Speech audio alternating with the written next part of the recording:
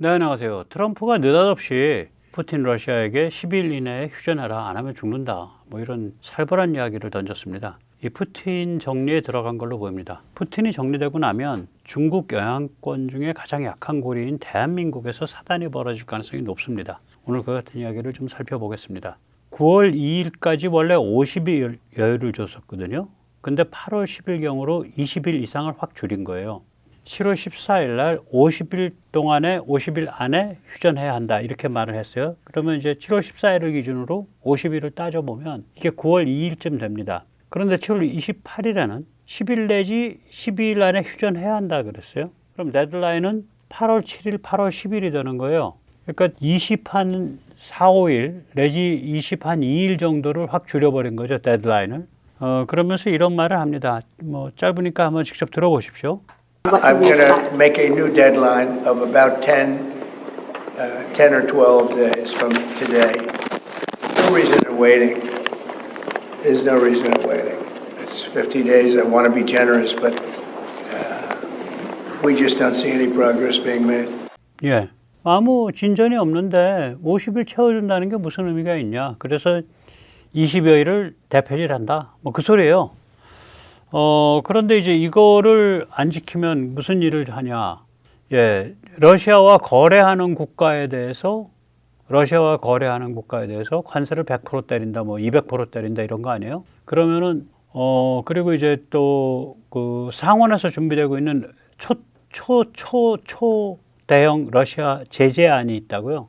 그것도 뭐 할 수 있다, 이런 입장이거든요. 그럼 이게 중국을 정조준하게 됩니다. 중국이 러시아를 지금 먹여 살리고 있는 나라니까. 그래서 이게 좀 심상치 않은 거죠. 예. 이 트럼프가 이렇게 이제 몰아붙인 거는 최근에 유럽과 이렇게 빅딜, 퉁이 쳐졌기 때문이거든요. 그래서 유럽이 이제 어떤 의미를 가지냐, 어떤 입장이냐. 우크라 전쟁에서 러시아 이거 박살 나야 된다. 이건 돈 문제가 아니다. 유럽의 실존적인 그런 그 생존과 존엄에 관한 문제다. 얼마든지 돈 써도 좋다. 푸틴을 패배시켜야 된다. 뭐 이런 입장이에요. 이건 제가 한 열흘 전쯤에 세계 탈출 3601탄에서 마크 리터 나토 사무총장 발언을 제가 들려드린 적이 있습니다. 거기서 뭐라 그러냐. 미국에 돈 주고 무기 사서 우크라이나 지원을 한다. 기꺼이 한다. 뭐 이런 얘기입니다. 직접 들어보십시오.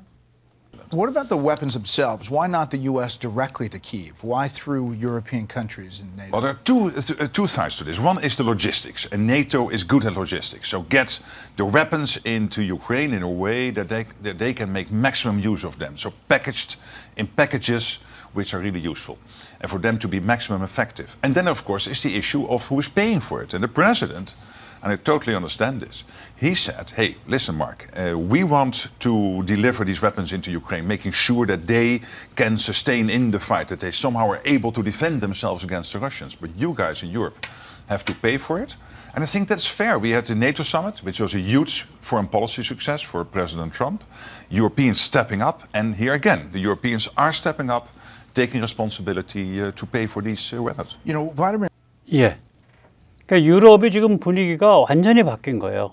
반러 반중으로.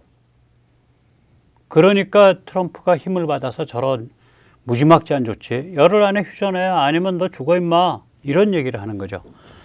그리고 그 얘기는 동시에 중국을 겨냥하죠. 왜냐하면 세컨더리 생션, 2차 제재인데 2차 제재 첫 타겟이 중국이거든요. 이게 살벌한 얘기입니다. 유럽과 미국은 지금 러시아, 중국을 박살내는 반러 반중 신냉전으로 똘똘 뭉쳐가고 있는 상황입니다. 엊그저께 EU와 관세 빅딜이 15%, 일본과 동일한 그 관세율로 결정이 됐죠. 제가 유럽과 일본은 아마 관세율이 비슷할 겁니다. 동일할 겁니다. 그리고 한국도 정상적인 상태라면 거기랑 동일해야 됩니다. 그런데 이제 어저께 드린 말씀은 지금 돌아가는 꼴상을 보니까 한국은 협상 무기 연장 협상이 계속 연장되면서 그동안은 25%에서 한국은 골로 가는 수가 있을 수 있어요, 이게. 어쨌거나 여기서 이제 뭐라 그러냐, 또 마크 리터가 중국이 태평양에서 도발을 하면 러시아가 동시 패션으로 도발한다. 그래서 유럽이 정신 차리고 북극권과 유럽 자기 자신을 지켜내야 한다. 이런 얘기를 합니다. 그러니까 이게 반중 반러 신냉전에 완전히 똘똘 뭉친 거예요. 미국과 유럽이. 한번 직접 보시죠. It is fair. We spend the same as the Americans are spending on the European side. And we need it to keep ourselves safe from Russia, which is investing in its defense at a staggering rate. You said that the U.S. is not secure if the Atlantic, Europe, and the Arctic are not secured. There's an increasing realization, and let's not be naive about it. If Xi Jinping would attack Taiwan, he would first make sure that he makes a call to his very junior partner in all of this, Vladimir Putin, residing in Moscow, and telling him, hey, I'm going to do this, and I need you to keep them busy in Europe by attacking NATO territory. So you see this all linked together. Absolutely. And most policy experts see this all linked. Because there was always the thinking. 예. 중국과 러시아가 함께 움직인다 이거예요. 그래서 유럽과 대서양 그리고 아시아 태평양이 하나로 엮여 있다. 그러니까 완전히 이쪽으로 이제 튜닝이 이제 거의 끝난 겁니다. 지금 상태가. 관세도 퉁쳤고 유럽이 GDP 5% 한다 그러고 미국 무기 사가지고 우크라이나 지원한다 그러고 그러니까 이게 튜닝이 끝나니까 트럼프가 너 바로 휴전해. 안 그러면 너 죽어. 이렇게 되는 거죠. 푸틴은 계산을 이제 다르게 돌렸을 거예요. 유럽과 미국이 삐걱삐걱하면서 결국 미국이 뒤로 물렀을 거다. 뭐 이렇게 돌렸을 겁니다. 범죄형들이 그렇죠. 잔대가리 돌리죠. 자기 환상 속에서. 제가 쿼드를 코드라 그랬네요. 죄송합니다. 중국이 주도하는 전체주의 쿼드, 크링크, 차이나, 러시아, 이란, 노스코리아의 행적을 보면 안다. 이들 4개국은 하나의 패키지로 움직인다. 이런 이야기를 마크 리터 사무총장이 합니다. 다시 한번 들어보시죠. 그러면서 그는 대만의 도발, 중국의 대만 도발은 국지전이 아니다. 사실상 세계대전급이다. 그렇게 번진다. 그 얘기를 해요. 우리 언론이나 국힘, 뭐 더불당이나 리짜이밍은 더 말할 것도 없고 이런 얘기, 이렇게 심도 깊은 얘기, 심도 깊고 엄혹한 진실을 얘기를 안 하잖아요. 이것과 가장 유사한 얘기를 한 게 윤석열 대통령이었죠. 그러니까 남중국해나 이런 데서 문제가 터지면 서태평양 전체가 불바다 잿더미가 된다. 그래서 우리 문제다. 그런 얘기를 한 적이 있습니다. 한번 직접 들어보시죠. Because there was always the thinking the Chinese might attack Taiwan as a sort of isolated incident, which is, by the way, of course, big enough by itself. But it is clear that China is supporting Russia's war effort in Ukraine, together with North Korea and Iran.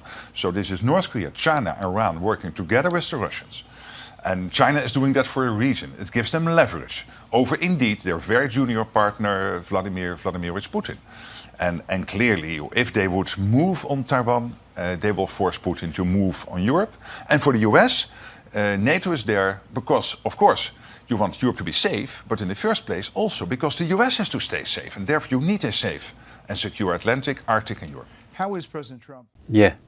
여기서 잠시 세뇌탈출 자유구동의 부탁 말씀 올리고 또 이어가도록 하겠습니다. 아시다시피 세뇌탈출은 광고가 잘 붙지 않습니다. 붙더라도 천천히 붙는 그런 경향이 있습니다. 도와주시면 보다 좋은 컨텐츠로 찾아뵙는데 커다란 힘이 되겠습니다. 감사합니다. 이제 휴전이라 쓰고 서방의 항복이라고 읽어야 합니다.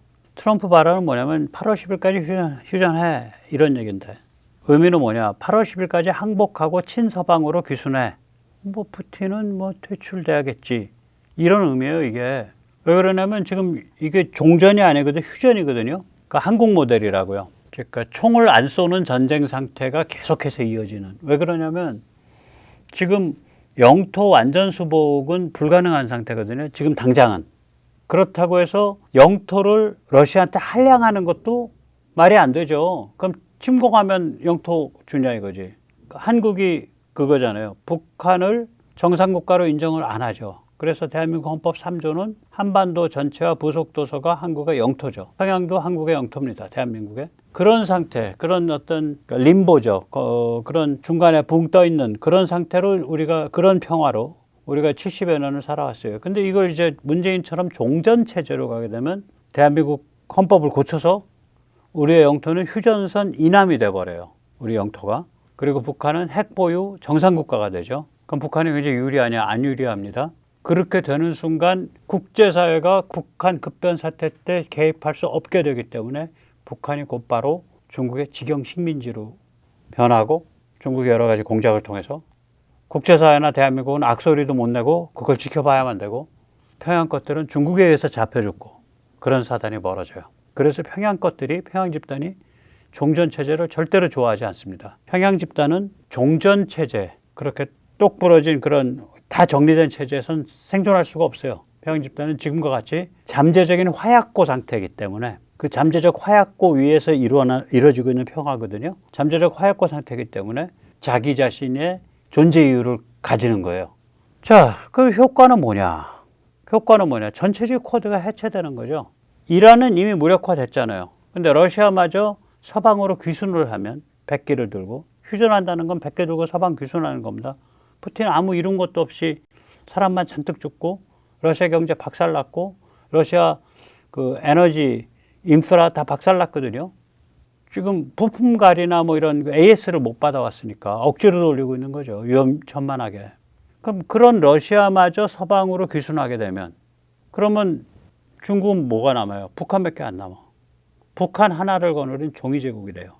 그래서 중국 입장에서는 이거 그냥 목에 칼이 들어오고 있는 상황입니다. 그러니까 겉으로 보면 푸틴 보고 너 인마 항복해 빨리. 너 빨리 휴전해. 항복해. 근데 그건 러시아 보고 하는 소리예요. 푸틴이 아니라. 근데 푸틴은 제거되든 뭐 퇴출되든 건 알아서들 하시고 항복하시고 서방으로 귀순하세요. 그럼 그 결과는 뭐냐? 중국의 발동에 불이 떨어지는 거죠. 여기서 우리가 잠시 100년 전 레닌의 책을 한번 생각해 볼 필요가 있습니다. 이 100년 전 레닌은 그 제국주의론이라는 책을 썼어요. 임피리얼리즘. 근데 그 부제는 엉터리야. 레닌은 100년 전에 자본주의의 최고 단계, the highest stage라고 얘기를 했습니다. 근데 그 제국주의 열강 각축 후에 뭐 나왔어? 샌프란시스코 체제 나왔잖아요. 가트 나왔잖아. 관세 및 무역에 관한 일반 협정. 그리고 그게 점점 발달해서 세계 무역 구조 됐고, 그 다음에 지금 뭐예요? 4차 산업혁명이라고도 얘기하고, 컨버전스, 융복합이라도 얘기하고, 그래서 현대문명 자체가 임계치를 다시 뚫고서 어디론가 또 가고 있잖아. 레닌은 구라를 친 거죠. 그러나 그 구라를 제외를 하고 그 책 자체는 1916년에 나왔어요. 그러니까 1914년부터 1차 세계대전이 진행되고 있었던 상태에서 나왔는데 일종의 예언서예요. 그것도. 그리고 예언 맞았습니다. 레닌은 이런 관점에서 봅니다. 이 제국주의 열강 각축을 하나의 사슬, 영국, 프랑스, 독일 이렇게 엮여 있는 사슬로 보자 이거예요. 이 열강 각축 체제를. 그런데 내부가 지금 부글부글해서 내부가 압력이 막 해서 팽팽하게 부풀어 오르고 있어요. 전쟁을 통해서. 그럼 이 사슬 중에 어느 한 사슬이 깨진다 이거예요. 사슬 중에 제일 고리가 어떤 링크 중에 가장 약한 링크가 깨진다 이거예요. 근데 지금 제국주의 열강 중에 제일 약한 링크가 어디야? 러시아 제국이다 이거예요. 그래서 러시아가 이번에 뒤집어진다. 일종의 예언서죠. 러시아가 뒤집어졌죠. 1917년 혁명, 2월 혁명으로. 이 책 나오고 뭐 1년도 안 돼서 뒤집어진 거예요. 그리고 같은 해 10월에 그게 볼셰비키 혁명, 공산혁명으로 2차 혁명이 일어나죠. 사실 혁명도 아니고 군인 몇 명, 탈영병 몇 명 동원해서 쿠데타 한 거예요. 마치 이번에 뭐 공수처나 뭐 몇 명, 경찰 몇 명 나부랭이들 가지고 법원, 판사 나부랭이들 가지고 국가 말아먹듯이 그렇게 한 거예요. 그래서 러시아의 혁명 전야에 지은 예언서인데 이걸 가지고 우리가 지금 뭘 한번 돌이켜보면, 한번 생각해보면 지금 뭐냐면 크링크라고 불렸던 게 뭐예요? 결국 크링크가 핵심 기둥이 돼가지고 중국의 영향권이 성립했던 거거든. 근데 크링크의 이란 이빨라가, 그 다음에 이제 러시아 이빨라가 북한 하나밖에 안 남아요. 중국 빼고 나면. 두목 중국 빼고 나면. 그럼 이건 크링크에서만 일어나는 게 아니라 중국 영향권 안에서도 막 일어나요. 그래서 같은 친중국 국가끼리 지금 전쟁에 붙고 있잖아요. 중국 바로 코앞에서 타일랜드와 캄보디아. 살벌한 상황 벌어지고 있는 거죠. 자, 그러면은 이게 중국 영향권이라고 불리는 어떤 사슬이 내부에서부터의 압력에 의해서 좀 깨져나가고 있는 팽창 상태인데 취약해지면 어느 고리가 먼저 깨지겠냐고요. 가장 약한 고리가 어디겠냐고. 저는 리짜이밍의 대한민국이라고 봅니다. 그래서 푸틴과 이 러시아가 이게 바로 정돈 될 수 있다면, 저는 저런 바로 정돈 상상도 못 했었는데, 바로 정돈 될 수 있다면, 그 다음번에는 대한민국에서 뭔가 일이 벌어질 가능성이 상당히 높다고 봅니다. 무슨 전쟁 같은 얘기를 하는 게 아니에요. 글로벌 군사지정학에서의 어떤 한 국가에 대한 압력이라는 건요, 무시무시합니다. 특히 한국은 이 서방 미국 주도의 세계 체제에 대해서 완전 결합해 있고 개방돼 있거든요. 그런 데가 이게 지금 정권을 CS의 종중 간첩스런 자가 대통령이 되고 종중 간첩스런 자들이 국회의원 배지를 달고 국회를 장악하고 있고 이들의 영향력 아래 이제 그 뭐 사법이라든지 여기까지 다 이제 마수가 뻗쳐 있고 그리고 조중동은 박쥐고 국힘은 박쥐의 지휘봉에 따라서 춤을 추는 새끼 박쥐고 뭐 이런 상태잖아요. 굉장히 취약하다고요, 내부가 지금. 그래서 이게 이 내부에서 어떤 이게 대한민국이 서방 선진국인데 서방 선진국 치고는 도저히 있을 수 없을 정도로 정치가 타락해 있고 취약한 상태예요. 이 불균형이죠. 이거 다른 말로 하면 중국 영향권 안에 지금 끌려 들어가 있는 건데 납치당해서 그 중에서 가장 야리꾸리하고 가장 취약한 고리죠. 그래서 그냥 쉽게 넘어가기 어려울 거다. 뭔 일이 벌어진다 대한민국 안에서. 오늘 여기까지 모시겠습니다. 감사합니다.